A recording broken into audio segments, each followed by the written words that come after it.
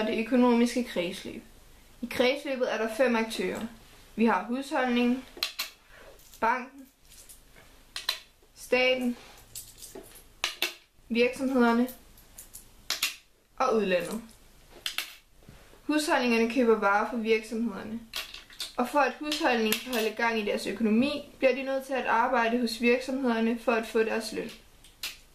Nogle af de penge, de tjener, ryger til staten i form af skat og afgifter, og resten ryger til opsparing i banken. Hvis husholdningen mangler penge, kan de foretage et lån hos banken, og en del af de skattepenge fra staten, altså overførselsindkomsterne som f.eks. SU, dagpenge og kontanthjælp, kan de også få.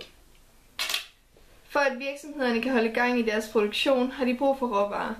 Og der er en del råvarer, vi ikke har i Danmark, bliver vi nødt til at importere varerne fra udlandet. Det vil sige, at vi køber udlandets varer. Det kan også være, at udlandet mangler varer fra Danmark, og derfor eksporterer vi varer til udlandet, så vi vil sige, at vi sælger vores varer. Virksomhederne betaler også moms, afgifter og skat til staten. Men staten køber til gengæld også mange varer og tjenesteydelser af virksomheder.